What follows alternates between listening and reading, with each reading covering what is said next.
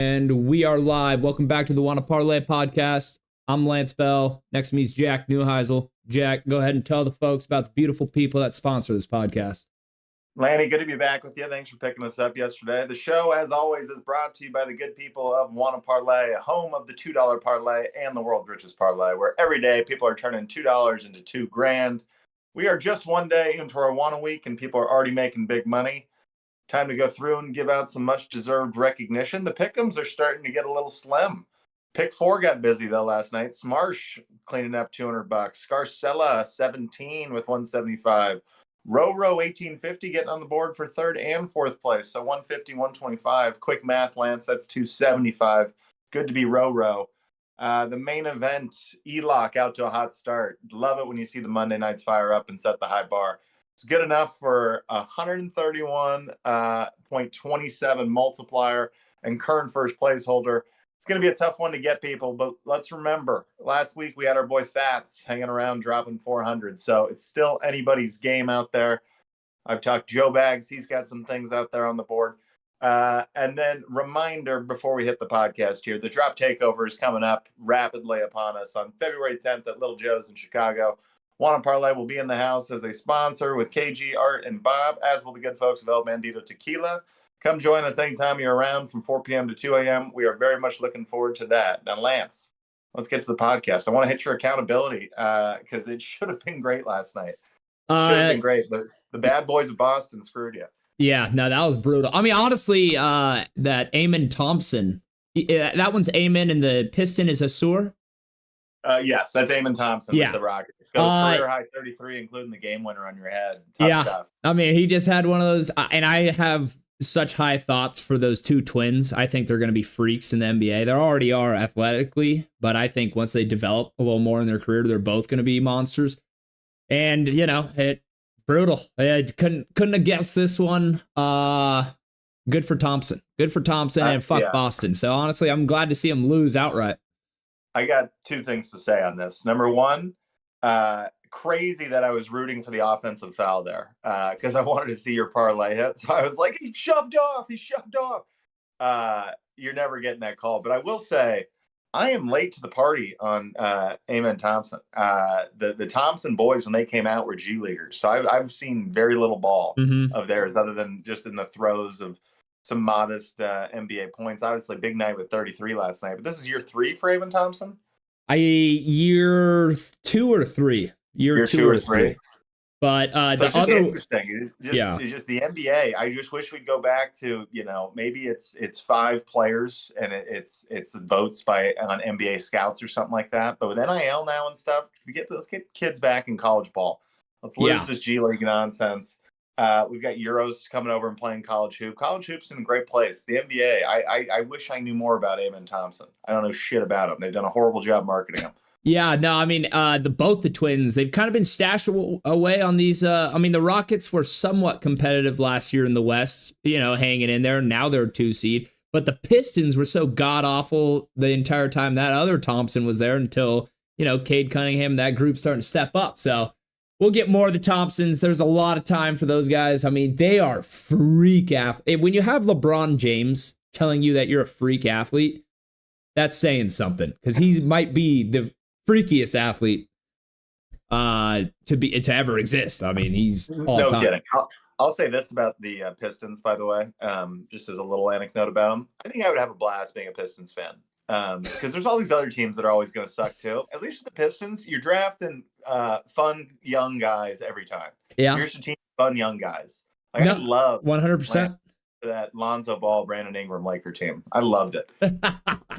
Dude, I mean, that's the tough part, though. Is like the Pistons, you have no there's no standard. Your fan base doesn't have we expect you to be here. We're just happy to see you exist. But I think as a fan, you can delude yourself or be like, you can talk yourself into we're on some kind of roadmap here. When Cade Cunningham turns 30. Dude, I mean, this Cade Cunningham kid, so they had the team basketball or Team USA basketball, you know, there was a bunch of controversy of who made Team USA, not Jaylen Brown. They had Tatum and Derek White, you know, all these things. One of the biggest reports to come out of the camp was how good Cade Cunningham was. All the coaches praised him as on the step down team, like I guess the scout team they have, but they went off about him, and I was early saying, I believe it. Let's see. And so far, he's delivering. So good for him. Good for. I'm throwing this out there as a marketing tool for Olympic/FIBA basketball as a handicap and just a way to draw more excitement to it. All USA practices should be televised. I should be able to go watch those pickup runs. Yeah, like live on a website. Hey, subscribe $5.99. It's $20 for the off season. You can watch 3 weeks of the best players in the world go up against each other. When they were dropping 17-year-old Cooper Flagg into those scrimmages, I saw 3 plays all from an iPhone. Like, I need coach's film. I need the tight shot. I need the wide. I need it all. I want to go back through and see this kid operate. No, 100%. 100%. I love that. Jack, I have one thing that I brought up on yesterday's show that I want to run by you that I thought was crazy. So I think this is one of the first parlays in Wanna Parlay's history that the sports book would have paid more. Listen to me. Listen to this. Second place in last year's main event, HeyJ36 had a 385-point multiplier and only got $500. I think it's the first one ever. I said it's a very, very rare occasion. It's the second time it's ever happened. Oh, so second. The first time it happened, it was Longleg's debut on the page. Viviana came in and just slaughtered with a Monday where she had first through fifth and then seventh and eighth place at the end of Monday. I do remember that. I remember that week. And the first place was sitting at 300. It was like, well, no one's going to touch that. And that one ended up getting beat. So she would have made 600 rather than the 5 that she makes on Wanna. But for every one of those stories, there's 1,000 of somebody would have made $120 when they made $2,000. So no, 100%. So I'm like, it's a rare thing. I gotta point it out because it was unbelievable. I mean, we had a 424-point multiplier and we had a 300, and there was multiple hundreds. That was a crazy week in Wanna's history. So I was trying to get the winner of the main event on for today's show. Hopefully we're going to get him on for Thursday. Our guy Fats312. One just went and immediately became my favorite name on the page. It's Fats312, Big Za, and then Cornelius Wembanyama are my favorite names on Wanna Parlay's platform. And this guy comes in 11 leg, all hoops, some college, some NBA. But listen to these teams he's rattling off here. He's got Florida A&M versus Alcorn State, Albany versus New Jersey IT. I don't know what the hell that even stands for. UT Arlington versus Abilene Christian, Colgate versus American, Utah State versus Air Force, Delaware State versus Maryland Eastern Shore, a school I did not know existed until today. This guy, I am desperate to get this guy. Like, what makes you such a sicko, man? How do you know that I mean, it's like you with the small time college football. It's if you know it, you know it. Or if you're not introduced to it, you'll never get introduced. But if you find your way, why not? Because these are locks. I mean, this guy's just throwing out bangers. I'm one of the rare 30-year-olds, Lance, that's coached D1, D1 AA, FBS, and Division II football. Okay, I know the shit balls. So you're 100% right with Fats. I want him to be on this show. I want to hear his fucking thought process because I don't know how you get in on some of those. And I mean, he had some great Lakers money line over the Warriors. That's not a given. Yeah. I don't even think it was favored. They were getting points, so he bought that one in an 11-legger, which just balls there. And Clippers.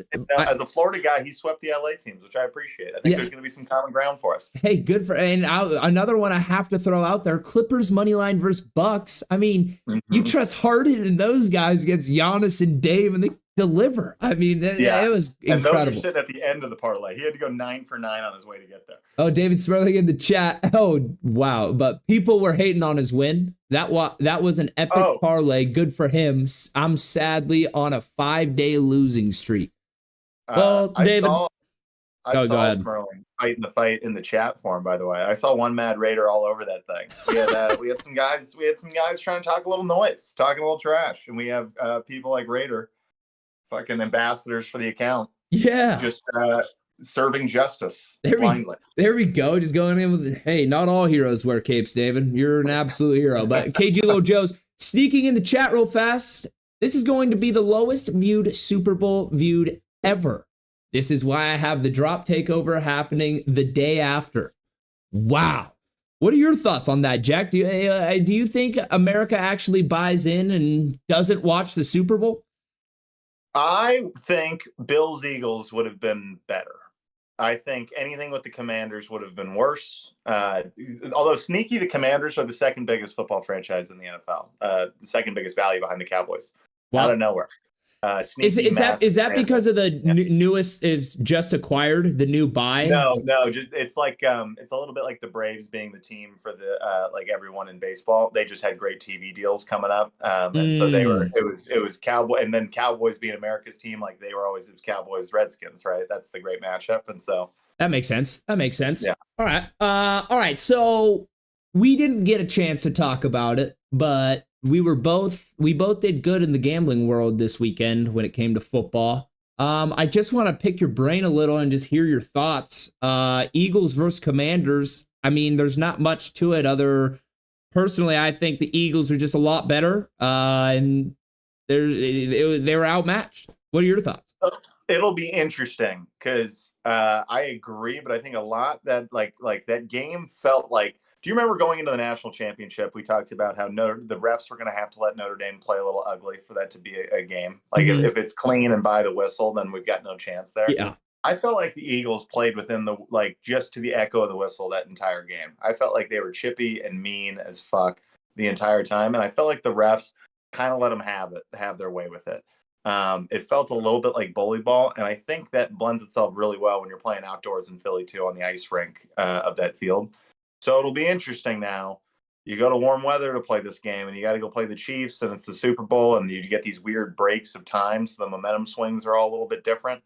I don't know, man. I'm all Chiefs right now. I have a hard time seeing it any other way. Same. Oh, David Smirling, I hate Kendrick Lamar, so won't be watching the halftime show. But let's go 3-peat. Oh, wow. David Smirling. Smirling said that on the show when we brought him on last week, and I couldn't agree with him more. Now that they've made it to this point, I'm even rooting for the Chiefs. I'm down to see greatness. I like seeing Tiger Woods clip off 4 in a row. I like seeing, now that we have Scheffler, another guy to come be like, now there's the standard to chase. It's nice when you have a fastest car on the track. It really is.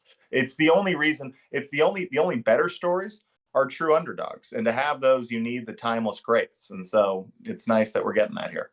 And honestly, I'm not a big Philadelphia fan base lover. I mean, I know you said earlier, none of those guys out there east are really that nice when they win, but I saw Philly win in, what was that, 2017 with Foles, and I saw the chaos that came on after, and I was like, you know what, I'm not that happy for this franchise. I don't really like these people, so, I'll be rooting for the Chiefs. I like the 3-peat before I want to see Jalen Hurts win a Super Bowl after all the trashing I've given that guy. But my God, what a game from him Sunday.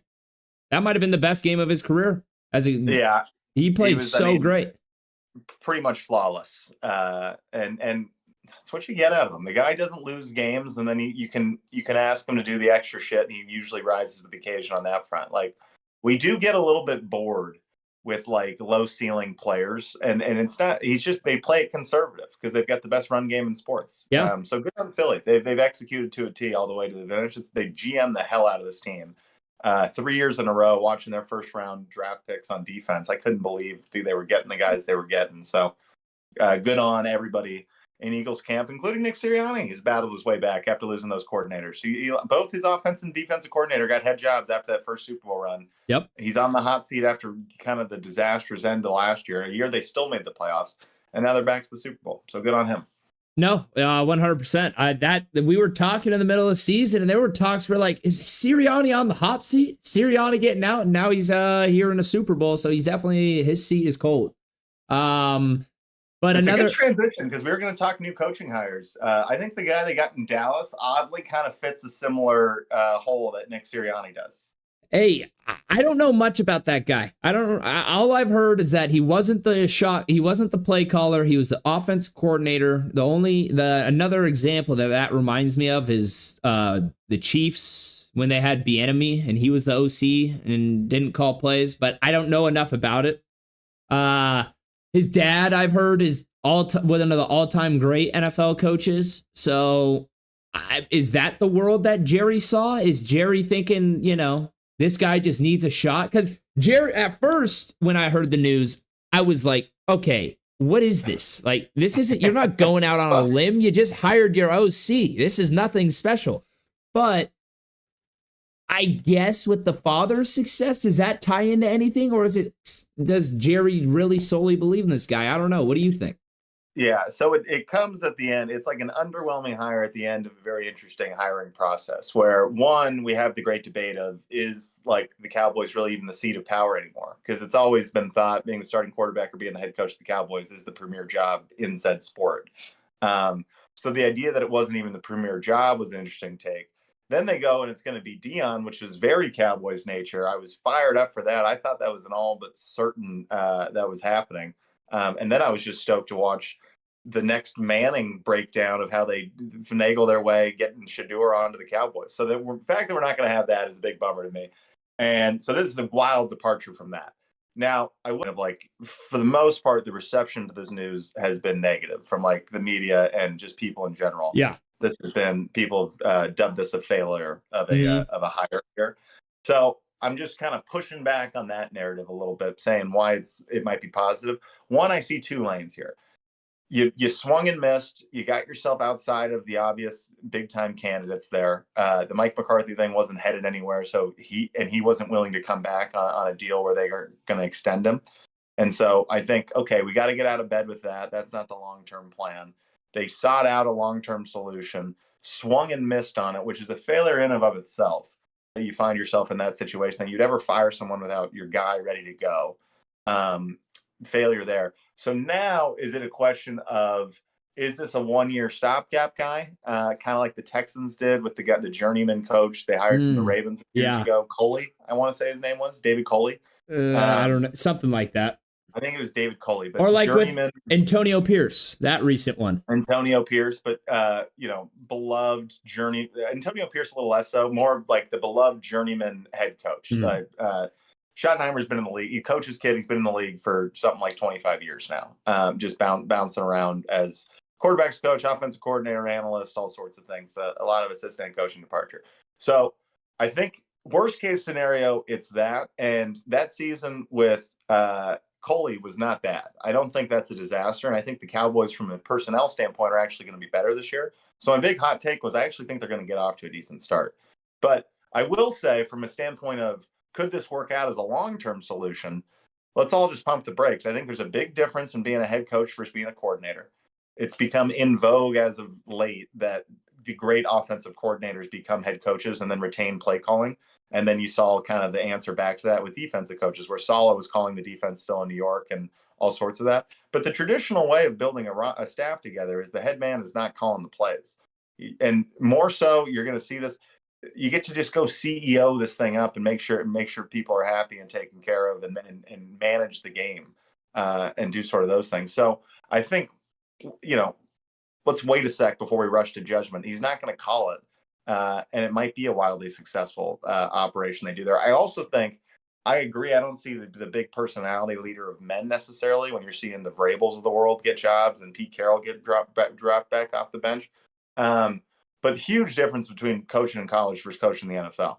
These guys are pros. They just want to be dealt with like men and be given the best chance to succeed. Like when you stand in the way of that, you become a hated man in the locker room. As long as you're enabling that, you're in great shape. And I see no reason why he can't do that. I was going to say, I kind of see, in the same way Sirianni was a weird hire, but he's kind of a weird personality, but he kind of mirrors the personality of Philly. I kind of get it from Schott here. I kind of see him. I think maybe he's able to navigate these waters with Jerry, and he's able to kind of stay out of the limelight, let Dak Prescott and Jerry Jones be the face of these press conferences and stuff like that. And maybe we can calm down some of the noise and we can get off to a decent roll here for the Cowboys in a division that is always super tumultuous. I know the Eagles and Commanders look like they're going to be good for forever here, but that division every single year gets turned on its head. So be very interesting.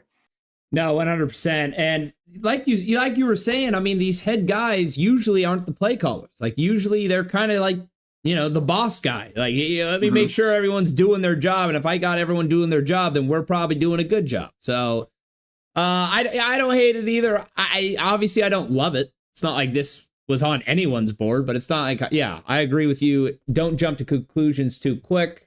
Give the guy a shot, and we'll see. Here's what I'll say. It's garnered the most noise and the most backlash, and I don't think it's the worst hire on this board. No, I don't either. I agree with you with that. Going into the next, Jacksonville hired Liam Cohen, who was the former offense coordinator for the Buccaneers, to be the head coach of the Jaguars. What are your thoughts on that, Jack? Had to do it. Had to go offense here. It was either going to be him, Kellen Moore, or homie from Washington, Cliff Kingsbury, in my mind, because Ben Johnson felt like it was too big a job or too small a job for him. Mm-hmm. Obviously, he passed last year on head coaching opportunities, waiting for the right fit right there. So on that list too, I really could make a case this guy's been operating as the best. To get the most out of Baker Mayfield and see that investment and see the Bucs go to back-to-back playoffs, really be in a position to win the first playoff game this year. And then they obviously took Detroit to the ropes last year. So super successful on offense, and they do a lot of really good things. They spread the ball around with their skill positions. They make the most out of their best player, and Mike Evans seems to get the ball, and they scheme him open when they have to get him open. And so if you're trying to make the investment work here on the second contract for Trevor Lawrence, which you have to, this makes all the sense in the world. I'm just still a believer that you're gonna keep figuring out it ain't what you bought in Trevor Lawrence. But this is the absolute best hire once you got behind Ben Johnson, who they were never going to get, in my opinion. I think this was sweet for them. I agree with you. Once again, this is a great hire. That was Baker's by far best year as an NFL quarterback, if you look at it statistically and just what they did throughout the season. And yeah, I mean, the Buccaneers, like you said, the year before they beat the Eagles and then barely lose to the Lions. And then this year, almost, Jaden Daniels was great. Should have beat him, fumbled jet sweep.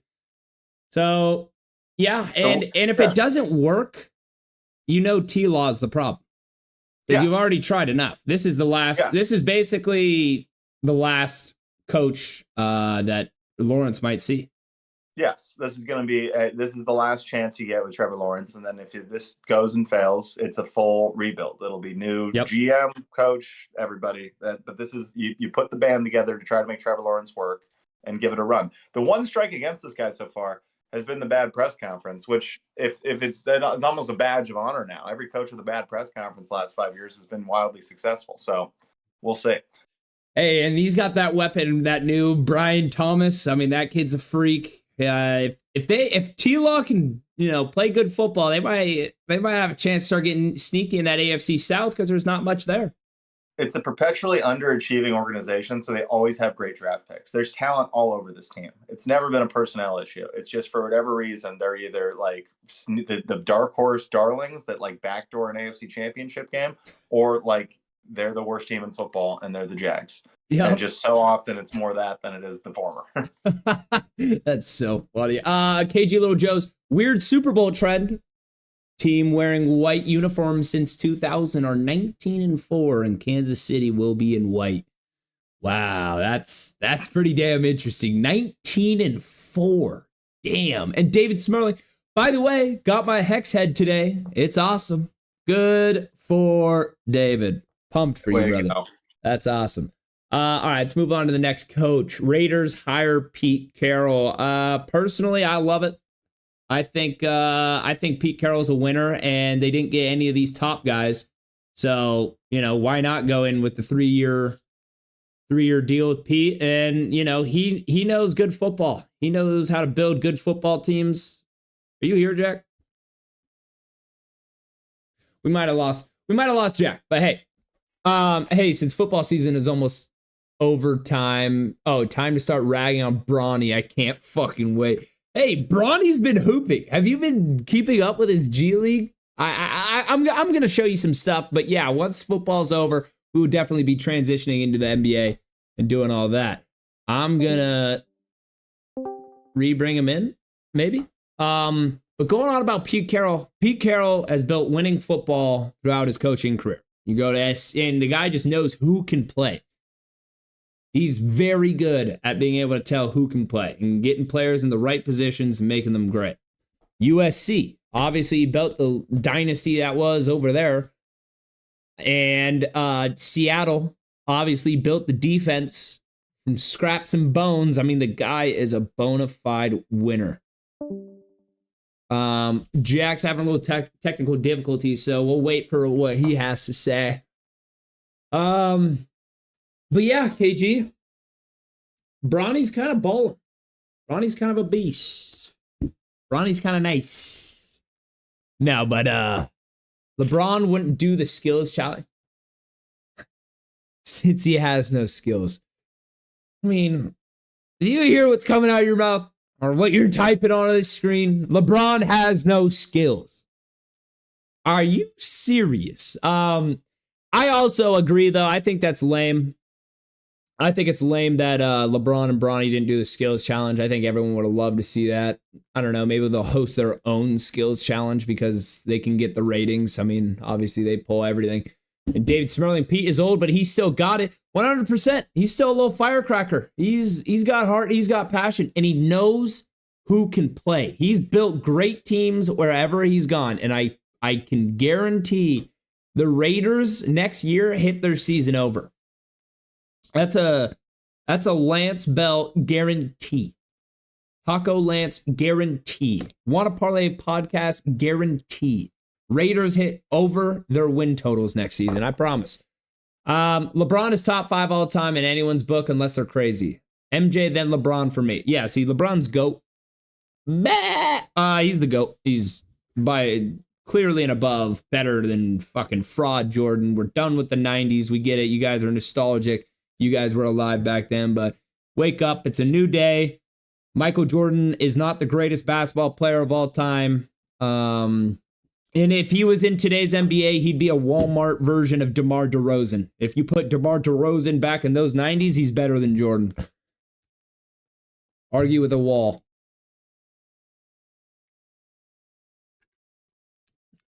DeMar DeRozan's 6'7", 215. 220. Jordan was 6'6", 205. I mean, there's levels to this. There's levels to this. And he's back. The return of the great one. My bad. No worries. No worries. I was just going on a little rant. KG Lil Joe's through in there. He's like, hey, since football season is almost over, it's time to start ragging on Bronny. I can't fucking wait. And therefore, we got into a little bit of a LeBron MJ GOAT debate.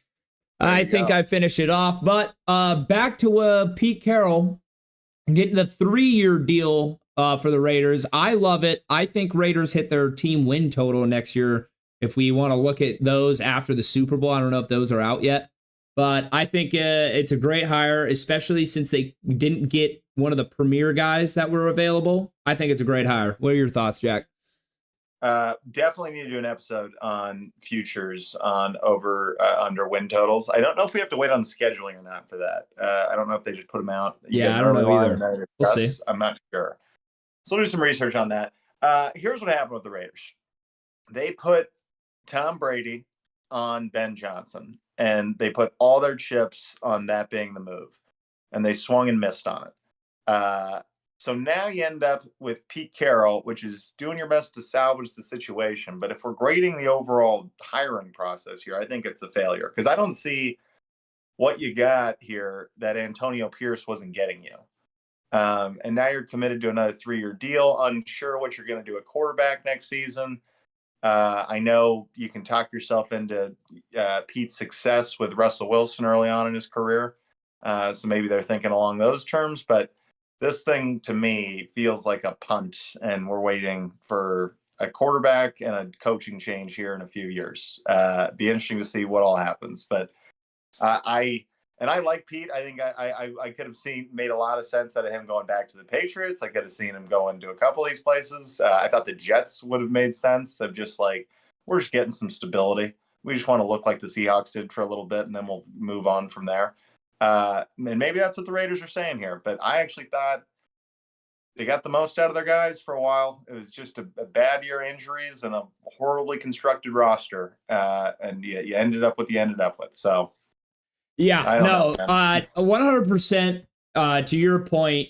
The roster last year, I don't care who you are as a coach, you're not winning with that team. There was nothing you could do. And it wasn't Antonio Pierce's fault or anything along those lines. But Pete Carroll, for his track record, just looking back to his, USC and Seahawks, I mean, that guy's he knows who can play football, Jack. He has an eye for talent. He puts them in the right spots. He's had great rosters for years. I think he's a successful winning coach. And that's why I'm like, he's one of those guys. He'll sneak his way. He'll start clawing in that. I mean, obviously nothing serious to win the division, but he'll get a couple wins in the division this year. Here's what I'm looking forward to: are 2 Pete Carroll Harbaugh games a year. That's what I'm excited about. That's a good point. If you get any shit going on in those games, that division is interesting as hell. I just don't see the needle getting moved here. I really don't. And he's an energy guy. Like maybe that's all it needs is just change the messenger up. We got to that point.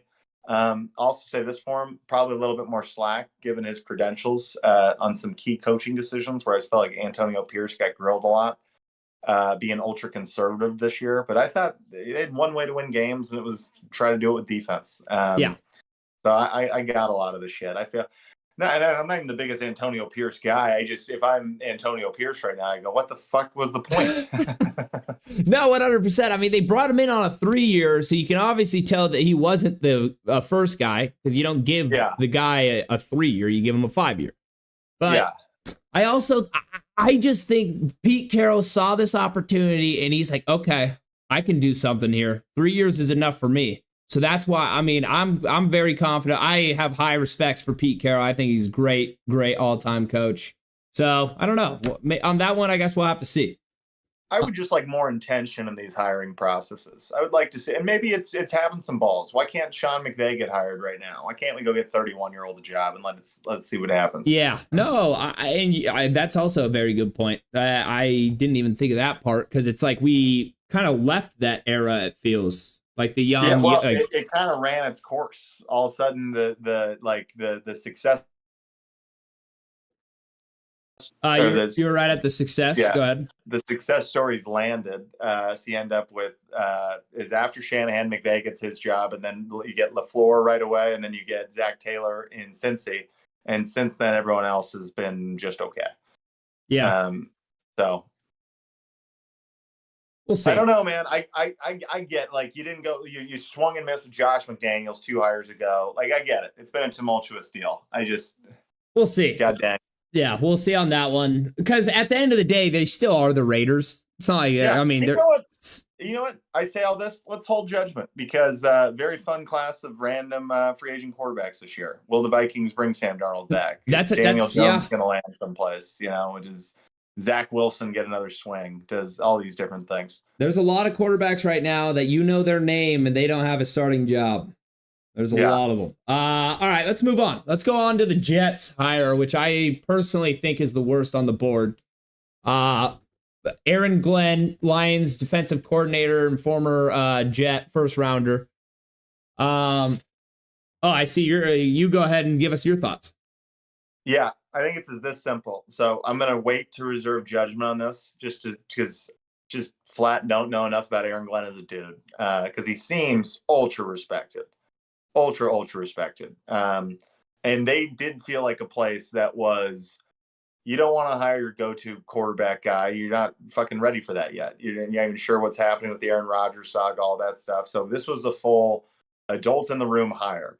Now, having said, we're going to learn really fast if this is a failure of a hire or if Robert Saleh was terrible. And it might be that Robert Saleh was terrible. He seemed like a surefire hire when they got him. The enthusiasm when he goes over from San Francisco felt like the Jets got their guy. You had Aaron Rodgers to that party. It felt like they really had their shit going. And then an Achilles injury and something like 30 losses later, it all feels like shit. So I like, either Robert Saleh was terrible. He's not a head coach. He's just a defensive coordinator.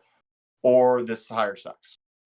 Yeah, I agree with you wholeheartedly. The Saleh is sought out right now. I've heard reports. I've seen reports on social media and these shows. Saleh's sought out to be a coordinator, to get a job right after. I saw back to San Francisco. Oh, did he go back? That was the murmur I heard. Yeah. Okay, so San Francisco. And I mean, what a great job. He'll go back there and he'll get another job in the next 2 to 3 years, you'd imagine. We'll see. Fair and Glenn's successful on that fucking. Oh yeah, that's a good point. Yeah, very good point. KG Little Joe's. Speaking of coaches, Coach Gruden is now part of the Chicago Barstool and is here in Chicago. I'm working on getting him to show up to the drop takeover. If Gruden joins us at the drop takeover, that will be hilarious. That will be all time. My prayers are with you. I hope so. That'd be awesome. Yeah. Hey, candidly too, if you felt like just giving him a little nudge, Lantz and Jack could work. Feel free to cast that. Yep. Hey, why not? All right, going on. And with this one, we've talked a little bit, but Bears hire Ben Johnson. On paper, the winners of the offseason. We'll see. Yep. On paper, though, he skipped the circus last year. Didn't see the opportunity he wanted. Waits. It's in a division he knows. It's with a quarterback that, probably 6 months ago I thought was going to be a surefire, immediate top 8 quarterback. So it's what you had to do if you're the Bears. Good on you, Ben Johnson. If you believe in Caleb Williams, which outside of this 1 year of film, you absolutely should. So we'll see. It seems like it's never right with the Bears. They had a couple good years with Lovie Smith and good defense, but since then it's been just keep hearing about 85s. Yep. So we shall see here. But on paper, the winners of the offseason. He had his pick of jobs and he chose the Bears. Yeah. I agree. And I don't think there's that much more to say about it because it's basically what it is. All right, moving on. Patriots hire Mike Vrabel. Thoughts? My take, and this is a little bit plagiarized from our guy Kevin Wildes that we're fans of, but we're going to learn real fast if it's the Patriot way or if it's the Tom Brady way, which so far it was all Tom Brady way, which as for the Spurs, it was the Tim Duncan way. I feel prayers and good thoughts towards Pop and all that shit, but it's because you had the fucking best player in the sport who's taken a pay cut, who was the ultimate culture player. He embodied your culture. Yeah. That shit is the thing. So we shall see. He's also a guy that went to an AFC championship with Ryan Tannehill and the Titans. So had definite success. And I think, Lance, kind of a fun Patriots room. I think they get good early. They've got a great draft pick there at 4. They've been slated taking Travis Hunter, but that could be Abdul Carter right there too. They've got a fun QB room out of nowhere. They got Drake May, obviously, who at times, like there were 2 or 3 spots of the season that he got into the Rookie of the Year conversation. And obviously Jaden Daniels does what he does. Bo Nix was great. So he's behind them, but like certainly optimistic about what you're going to get from him. And then that last game of the season with Joe Milton. Yeah. Fucking A. I don't know, man. I'm having fun with that. He's getting some reps in fall camp for me. That looked incredible. He's doing backflips. Fucking shit. That guy at Tennessee, Lance, he's a guy that can just flick a ball 85 yards. Yeah. Just standing there. I mean, I didn't see it working out. I didn't see it, but he looked fucking polished in that game. I'm in. No, when I saw that last game, I was thinking, I'm like, Jesus, are the Seahawks making a call? Or some of these teams like, can we trade for that? I'll trade you Anthony Richardson for Joe Milton right now. Let's do it. Everybody wins. Hey, everybody, that's hilarious. But yeah, no, I like the Vrabel one. I thought his success with the Titans, with how poor his quarterback play was honestly pretty fascinating. I think he's a good head guy, and yeah, I like it. And like you said, I mean, we'll find out if we're gonna find out. Yeah, if there's such thing as a Patriot way, or if it was just getting the backpack of Tom Brady. So one thing I'm really hoping for is that they draft Travis Hunter and they kind of embrace playing him a little bit all over the place. Mm-hmm. I want him punts, kick returns, and then I think I want him playing corner and getting 8 plays of offense a game, 10 plays of offense a game. Okay. I don't think you can moonlight as a nickel and go in and play third down defense. And you're not just maybe Shohei. I'd be stoked if he's Shohei. But realistically, that's like project that. But they've got another guy on the roster, Lance, from Houston, that has kind of been an everything guy. They had him playing a little bit of running back this year, but DB Marcus Jones, I want to say is his name. Marcus, it's going to kill me. I'm forgetting his name, but because I really like his game. But there's a guy you can kind of do some mix and matchy shit with. And then let's go nuts. We're going to get into this when we start getting into draft time. Let's draft Jalen Milroe in the third and make him fucking Taysom Hill. I think the Lions should do that. I think the Lions should get them a Taysom Hill player because of how immobile Jared Goff is. This is a random thought that I've had, but because of how immobile Jared Goff is, and if he's having an off game, get a runner in there. You have such a dominant O line. You got Gibbs, you'll have Mont, you got all the options in the world. I'm like, geez, go get a Taysom Hill type player. Go get someone that's tough, you know. But I don't hate it. You buy the extra blocker. I'm just saying, Jalen Milroe, man. Go look at his college rushing stats next to Taysom Hill's and tell me we don't see the same guy. Except for he's faster, bigger, younger. Actually, probably throws the ball better. What the hell? No, 100%. And for the Patriots, you can be Malik Willis or you can be Taysom Hill. Taysom Hill makes a lot more money. That's all I'm going to say. And drop the mic there. But I think the Patriots, I'd like to see them get that McMillan kid from U of A. Match him up with May and just have a freak out there at wide receiver. But I mean, wherever I'm excited for the draft because there's a lot of talent. There's a lot of players. And still one team without a head coach, the Saints. Yeah. Do you see? Oh, okay.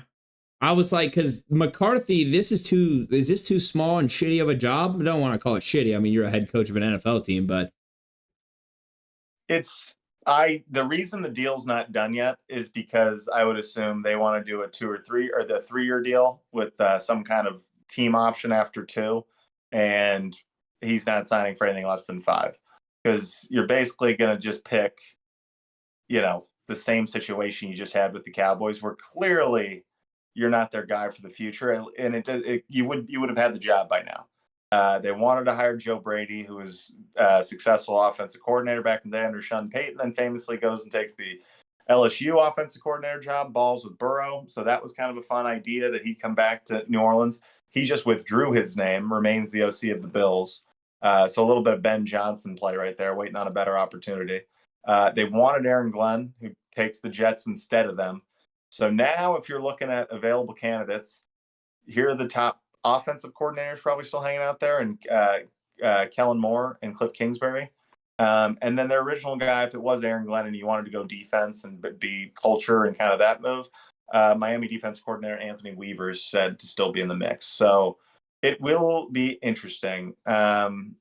Interesting. No talks of what's his face, Brian Flores. I always thought he was getting his name thrown around, and then now he's right back. Maybe Isn't that amazing how quickly stocks rise and fall? Yeah, he gets 3 bad weeks in a row, and it's just over. It's like, all right, you got to do it again next year. Yeah, I think they're in good shape, though. I think he signed an extension with Minnesota because Kevin O'Connell balled out and signed a huge extension. So I think they're okay. Cliff Kingsbury, I would almost guarantee he's not taking this job. He's got a great situation happening in Washington. Feels like he could just wait this out and wait on a better gig to come his way. Kellen Moore, I could see taking it. I wouldn't be that stoked if I'm the Saints. I think he's been, even as a quality offensive coordinator, is he still even in the top 5 of offensive minds we talk about in the league? And then does he bring the other shit with him? All the the culture and decision making and all. I don't know. I think it's Mike McCarthy if they can convince him to go this quick deal, or it's Anthony Weaver on a 3-year deal. And unfortunately for Anthony Weaver, you're up against it. Yeah, rooting hard for you, but you're up against it. No, 100%. One of the worst parts about the Saints is their cap, the dead cap they hold. I think they have a horrible cap room, and I don't even think it's just for this next season. I think it's maybe two more seasons, 2 or 3 more seasons, because they got a lot of old veterans that are making a lot of money that aren't producing very, very much. This year was especially bad, but they've been in a classic case of stuck in mediocrity, which is just the Steelers are a little bit better at doing it. So we think about Mike Tomlin and all the success they're having over there. But if you're not winning Super Bowls and you're not going to championship games, then I like, how do we measure success? So the Saints got stuck in paying defensive guys big money. Felt like they were close. They were quarterback away. Go Derek Carr, huge money. Yeah, terrible. They tried. We look back guys that got X amount of snaps and seasons as a starting quarterback. He might go down on a low light list of guys. I think 0 playoff wins still for Derek Carr. So I think 1 playoff game. I remember that Raiders Chargers when it should have been a tie, and who's the Charger? Staley when they called the timeout. So that's the only time I can remember Carr. That's how they end up in the playoffs and they get beat by Burrow. Yeah. KG Little Joe's, it doesn't matter who we hire. I think he's referencing the Bears as coaches on either side until we fix this line. Been dealing with this for 7 years. Same thing. No O-line. Hey, KG, I will say, I feel your pain. One of the teams I root for in sports has the same thing where it's the same problem every year and we never fix it. And I'm talking about the Anaheim Angels, and we just don't get pitching. It's fucking sad. Just wanted to throw that out there. Goddamn Halos. Come on, be good this year. You just been shit for God knows how long. Oh, off subject, David Smerling real quick. But he says off subject, but Georgetown has only scored 3 points for St. John's. 11 minutes left in the first half. It's 23-3. Whew, Jesus. Ooh. Brutal. Wait. Georgetown's getting beat 23-3? Yeah. Love it. Brutal. Well, here I'm about to talk people into going live on Georgetown, and I had Georgetown plus 5.5. God damn it. hey, maybe the live line's even better. All right, yeah. So that wraps up the coaching. Actually, I want to ask. That's tough to rank them all 1 through 5, but we know the Jets one is the worst. The Bears on paper could end up being the Saints. Yeah, true. So, barring the Saints, Jets from our eyes look like the worst one, and the Bears from our eyes look like the best one. We didn't agree the most on Raiders, but we did agree on Jacksonville, and we did agree on Patriot and Cowboy. All right. Yeah, not bad. I'm a little bit more wait and see optimistic on the Cowboys than you are. I'm a little bit more pessimistic on the Raiders. I think we flip those guys in and out. I think we've got the Bears winning this thing, Patriots coming in at second, and then really a bunch of will sees. But more problems with their process and make this make sense. How did you get better today than anything else? Yeah, no, 100%. All right. We kind of skipped over. Did you have any thoughts, Bills, Chiefs? Was there anything that stood out that you'd like to let us know? Other than what'd you think of Worthy's catch? What'd you think of the QB sneak? Did you think those? I think has been over talked about. I agree. It's always going to be super.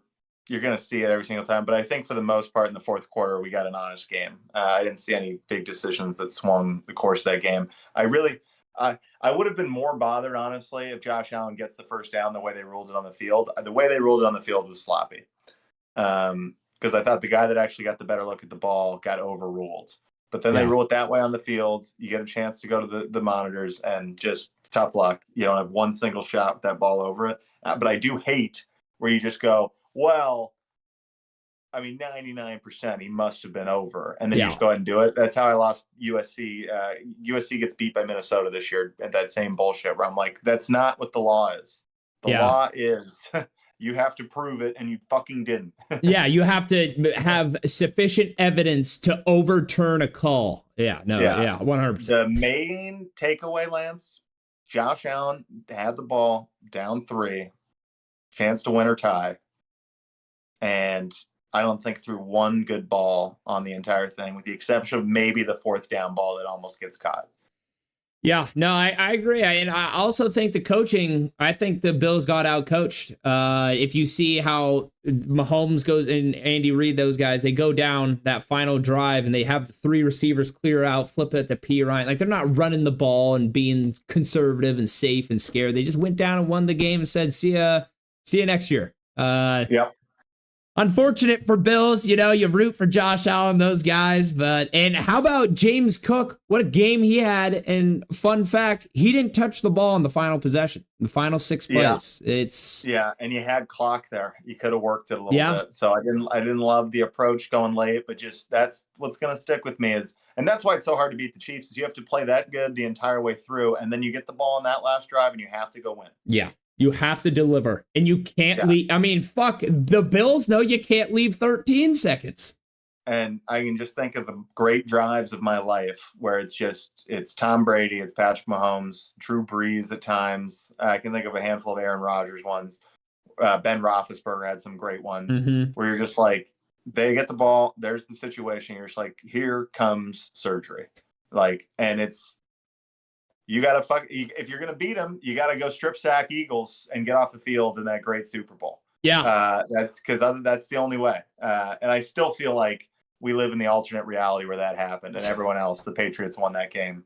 And that's the way it ended. That's hilarious. No, but you're 100% right. I mean, you see some of these guys. I mean, even today's NFL, you see a Burrow, Mahomes, one of those guys. I'm like, oh, God, here comes the dicing. Jaden Daniels has now put his name in that category. Yeah. Him at the end of games was phenomenal this year. He was like 7-0 in the it was 1-score games. It was some crazy stat. 7-0 that might not be the right number. I mean, but who's on that list too is Lamar. Lamar's problem is he just gives me a dicey third quarter. Yeah. I mean, that Lamar, was just tough. It was a tough. Here's the time. Here's the situation. Here comes fucking 80 yards down your throat. Just yeah. And Josh had the ball, had the chance. Hey, Lamar had the ball, had the chance. They both brutal. Mark Andrews. Yeah. I mean, that was 2-point conversion though. The Ravens were probably still cooked. Yeah, exactly. But yeah, good stuff. Good stuff. All right. You want to hop into some betting tonight? Yeah, I guess, I don't know if I'm forced to honor my Georgetown bet still, but I was liking the Hoyas plus 5.5, so I might get on the live line. Like Georgia minus 7.5 for South Carolina tonight. South Carolina, to me, feels like they had their chance to get back in the season and blow it. Now we're about to get some bad games out of them. Kentucky plus 10.5 at Tennessee. Public's kind of split on this one. I just think Kentucky's too good of a team to go beat by 10.5 in a big time game like that, where they're still playing to win the SEC. So that's the game of the night, the one I'll be watching. Excited to be all over the Cats there. Minnesota plus 15 at Michigan State. I think Michigan State's damn good. I think they're getting way too much respect. They keep clipping off wins. There's been some big time impressive ones, but I don't see that. This is not my team come March just yet. Don't see it. So Minnesota's going to go in there and play them tough. I don't know that the game will be relatively close, but I think they cover the 15. And then Pitt minus 2 versus North Carolina, just banking on some classic college basketball. North Carolina's better, but it's Pitt at home. We're going to get a rocking crowd. They're going to play them tough. Pitt minus 2. Hey, I love it. I'm tailing. Especially, which one did you really like, the Georgia, South Carolina, or do you really like the Kentucky? Which one's your favorite? Love Kentucky and Pitt are my favorite 2 bets on the board. All right, Kentucky and Pitt. Bet. All right, let me go into my parlay. A little NBA basketball, a little money lines, all favorites, all way. A couple of them on back-to-backs, which is not the greatest sign, but doesn't scare me that much. Give me Rockets money line at the Atlanta Hawks. Rockets come off the big win against the Celtics. Trae Young's questionable. He missed the last game. Jalen Johnson's out, and if you know that name, I mean, he's a freak 6'10" wing defender that can do it all. So I like that mismatch. And Lakers money line at 76ers. No Embiid, no Paul George. It's a skinny line, so it scares me. It's a skinny line, but it is a back-to-back, and it's the older Lakers, so I still think they win that one. And last but not least, Bucks money line at Trailblazers. I like this one a lot because it's Dame Lillard going home. And, it's one of those where you just expect him to have 40 and everyone just is watching him shoot because he's just on fire. But don't know what will happen. Just banking on the Bucks beating the Trailblazers. Feel like that's not that far-fetched. But these were skinny lines, Jack. I think the Rockets one was 5.5 as well as the Bucks, and the Lakers were down to 3.5. Well, interesting. Lakers on the back-to-back just with the bodies, but I kind of see what you're seeing there. And then Bucks money line, love that narrative. I might be all over the Dame overs then too, because would love a classic OG bombs away moment from him tonight. And the only way we're getting that is if he's going for 40 plus. So hopefully we get something big. Yep. All right. David Smurler right here. He says Rockets all day. Let's go, Lake Show. He says Reeves will win it for the old guys. I love that thought process. That's good stuff. And then says good picks, and then goes Dame over points and assists. All right, David. All right. Wait, David, you're telling me good picks, but you were just on a 5-day losing streak. So I better hope it's not going to be 6, and today you're winning with me.